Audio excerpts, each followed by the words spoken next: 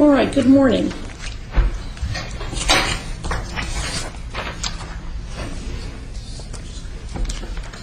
This is under indictment 08-04-0441. Counsel, your appearance, please. Good morning. Assistant Prosecutor Mike Luciano for the state. And Cheyenne M. Pushamurel, would you state your name for the record, please? Your attribute for the record, please. Cheyenne Matilda Pushamurel on behalf of the Murakush Empire Aboriginal Law. All right. I want to ask you a couple of questions, please. The first question I want to ask you is, are you employed? Objection, ma'am. This hearing is supposed to be about jurisdiction. This court has no jurisdiction. The court has no jurisdiction to determine its own jurisdiction for a basic issue in any case before a tribunal. Well, if I have no jurisdiction to determine my own jurisdiction, how are you going to get that issue resolved?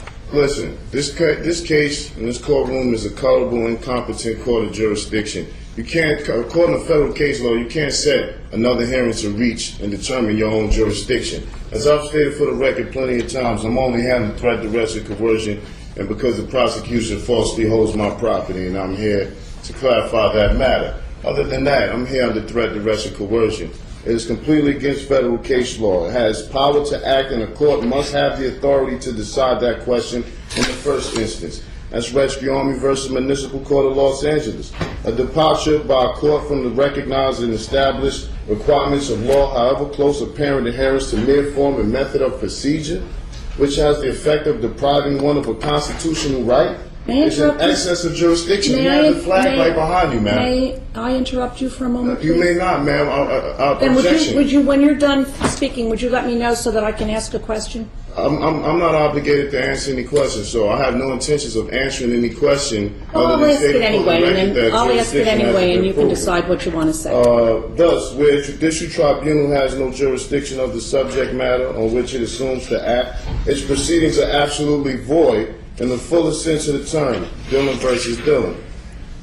Courts enforcing mere statutes, as it is to my understanding, that this is a statute, not a constitutional violation of law. In fact, one of the hearings I had with you, you said people are not charged with constitutional violations. I don't understand how you could be enforcing statutes and you have the Constitution, the U.S. flag behind you, as if you hadn't taken an oath to uphold the Constitution. Courts enforcing their statutes do not act judicially, but merely ministerially. Thus, no judicial immunity, and unlike courts of law, do not obtain jurisdiction by service of process, nor even arrest and compelled appearance. Boswell versus Otis. I've been here 3 or 4 times under threat, duress, and coercion. Prosecution doesn't even have folders in front of him. He has no objections. He has nothing to say. He cannot prove jurisdiction. This court should have been dismissed this case. This is a culpable court of incompetent jurisdiction. The fact that petitioner was released on a promise to appear before a magistrate for an arraignment, that fact is circumstance to be considered in determining whether the first instance there was a probable cause for the arrest. Monroe versus Popper. There's no discretion to ignore the lack of jurisdiction.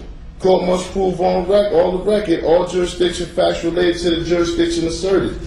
A universal principle, as old as the law, is that proceedings of a court without jurisdiction are a nullity and its judgment therein without effect either on person or property. This case has already been put before the federal court and you will be receiving a notice of removal very shortly. This court has no jurisdiction. Prosecution can't prove jurisdiction. This case shall be dismissed, and it will. Did you file a notice of removal with the federal court? Yes, you will be receiving it shortly. All right. Well, when I receive it, I will rule on it. This is my question to you, however. Are you employed? I'm not employed. I'm not employed with any corporations incorporated with the state of New Jersey.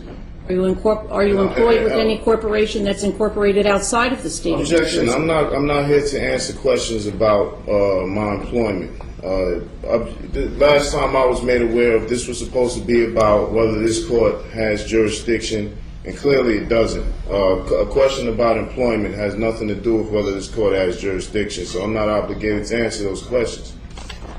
And I shall not be answering any more of those questions that are not pertaining to jurisdictional facts. Well, this is my question to you. I asked it before. If your position is that this court has no jurisdiction to determine its own jurisdiction. Objection, man. That is not my ruling. That is not my holding. I've given you the federal case law regarding such.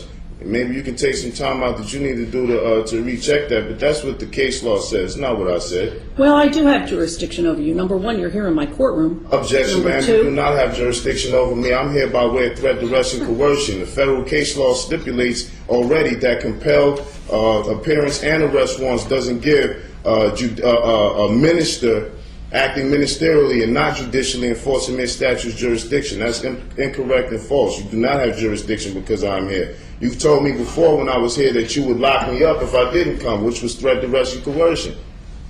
I think that you misstate what I told you. Objection, ma'am. I have not misstated. I have the videos. I have it on repeat 24/7. I've seen you say it. I don't recall that I said I would lock you up. Well, objection, ma'am. That's on the record. Well, you can object all that you want, sir. And I will continue to have a difference of opinion about that. All right. Well, we'll continue with today's proceedings then. And I certainly appreciate the courtesy that you extend to me. All right, Mr. Walker, I know that you are here. You wish to be heard, sir? Your Honor, I have Kevin Walker appearing on behalf of the Office of the Public Defender. We did receive, after the last hearing, a court order directing the Office of the Public Defender to represent this defendant. I did file a motion for reconsideration, noting that there has been no indigency determination, which is an essential component of our appointment. So I would ask respectfully that an indigency determination be made at this time, and absent that the earlier order directing me to represent this defendant be vacated. All right, thank you. Do you wish to be heard on the issue, Mr. Luciano? I don't, Judge. All right. I have inquired of Cheyenne Mutada Kushamurel concerning his employment. He tells me he is not employed in the state of New Jersey by any corporation, and therefore I determine that he does not have the present ability to pay for counsel to proceed in this matter. Objection, ma'am. I don't know this gentleman. I haven't made any contracts with the Public Defender's Office. I don't know what that was an attempt to do, but he does not have the authority to speak for me. So I would appreciate it if any non-identified parties determining to act on my behalf first fill out an IRS Form 56 and notify the IRS that they're acting in some sort of fiduciary capacity. All right. Let's talk about the issue of, Mr. Walker, I want to talk about the issue of jurisdiction. One of the issues that has been raised in this case and has been raised over and over again that really needs to be determined before we can proceed with it is with regard to jurisdiction. I have received, it was filed with the court, it was received in my chambers on January 7th. I'm not exactly sure if it was filed downstairs on a different day, something that has been entitled a non-negotiable affidavit of fact to dismiss with prejudice for lack of personam jurisdiction, lack of discovery, and lack of an injured party. It purports to raise the issue before the court of lack of jurisdiction with regard to Cheyenne Mutada Kushamurel. Despite what Cheyenne Mutada Kushamurel says, this is not an application to the court to dismiss anything with anything. There are certain ways, as you are aware, Mr. Walker, to bring issues before the court.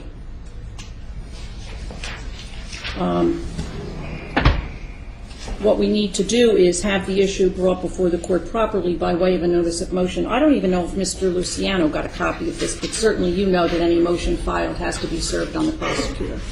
How much time does your office need in order to do that?